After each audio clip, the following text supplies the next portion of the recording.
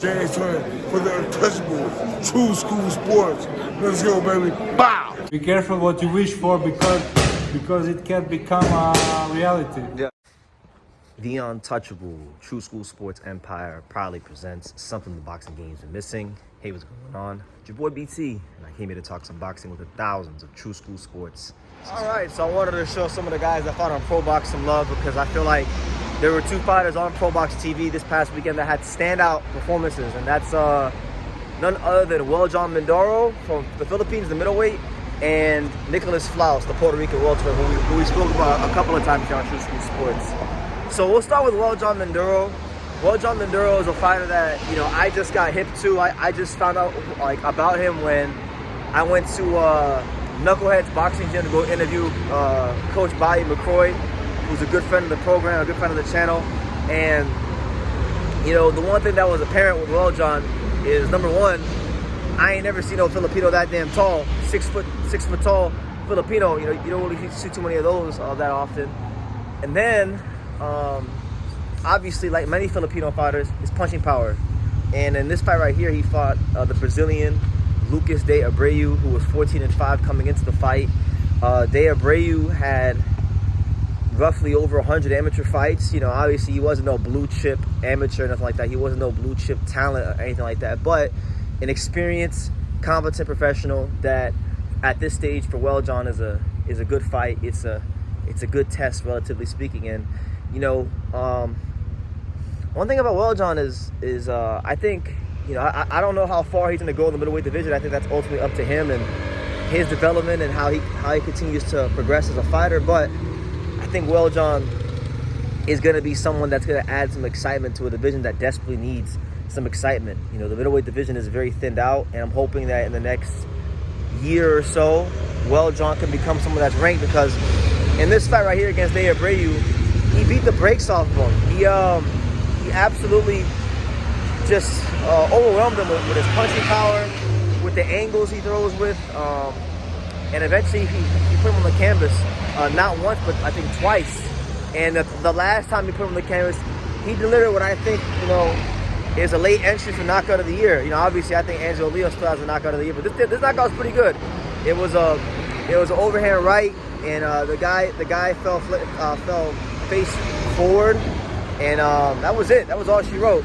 It was one of those knockouts where, you know, Abreu didn't know where he was at. So shout out to Weljon Mindoro. He's now 13-0-1 with 13 knockouts, I believe. So that being said, when we look at his resume so far, he's only fought one guy that's fought on the world level, and that one time he fought a guy on the world level, he fought him to a draw. That was Takashi Inoue. So I've seen him train in the gym. I've seen him fight a couple. I've seen him just fight this time, and I've seen him. I watched a couple of his fights. He's very raw. He's still very much in development. I think his punching power is gonna be able to take him into like being a fringe contender. But when he gets into that top 20, that top 15, that's where, you know, he's gonna need to be a little more polished. He's gonna need to, you know, be technically more refined. But, you know, obviously not change what God gave him. God gave Weljon the ability to punch holes through fighters, and really he's got fight-changing punching powers. So he's got to continue to use that to his advantage. And I think it would be a really good thing for the middleweight division if this guy could become a real player in the division. So someone to watch out for. Definitely look out for Weljon Mindoro. He's a fun fighter to watch, and definitely someone that's worth people's time and attention if you just want to see an entertaining fight. Potentially a big knockout, he's your guy. So yeah, good knockout for him against Abreu. All right, so the other fighter that really I thought had a standout performance once again was the Puerto Rican welterweight Nicklaus Flaz, who continues to turn his career around. For those of you who don't know, about 5 fights ago, Nicklaus Flaz had lost a fight to Janelson Figueroa, and he was being brought in as a B-side to lose a lot of these fights. And with his back against the wall, he's turned his career around in a mighty and major way.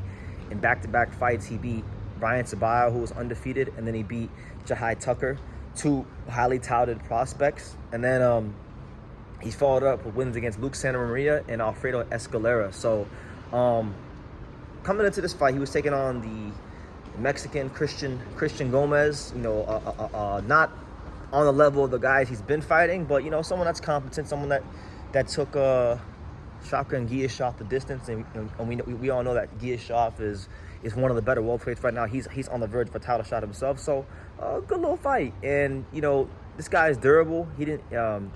Nicklaus Flaz didn't wind up stopping him, but throughout the duration of the 10 rounds, he showed the ability to box, to move, to punch.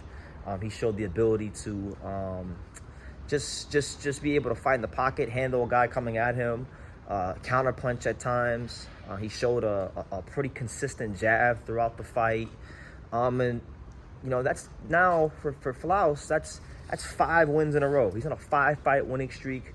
The guys he's fought, I believe the record is like the last guys he's fought, their combined record is 65, 8-3, and Gomez has like half those losses. So if you were to take Gomez out, it would even be a better record than what I just told you. But we talk about in boxing, oh, this guy hasn't fought anybody. This guy's not fighting. He's not fighting no good people. Nicklaus Flaz is not one of those guys. He's fighting good people. He's in real fights against live competition, and that's going to conclude his 2024.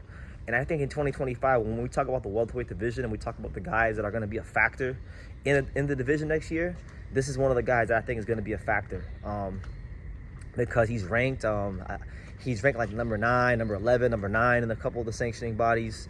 So he's already right there. He's a top 10 or close to a top 10 fighter in a lot of the governing organizations. And I just think now too he's got Samson Lukowicz behind him, so he's got the right people behind him. I think Nicklaus Flaz winds up being somebody that is going to land a big fight next year, and he's going to be a name that I think he's going to be one of the more important names in this division.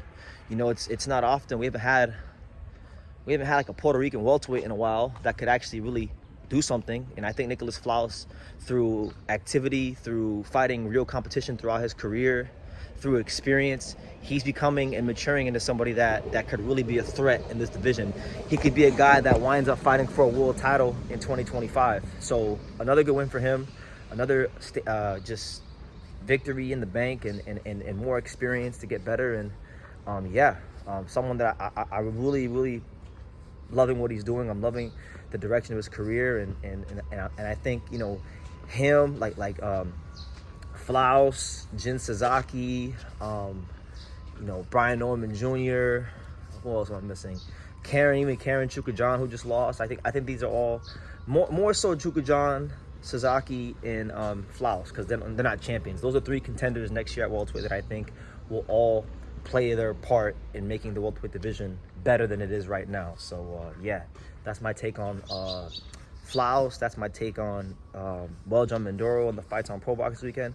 Let me know what you guys think. Leave your comments down below. Make sure you guys take the time to subscribe. And like I say in every single one of these videos, you can love me or you can hate me, but I'm just a kid from Daniel. So until next time, take care, guys. Thank you for watching another video on the untouchable True School Sports Empire. I'm at the Boxing Hall of Fame out here in Canastota, New York.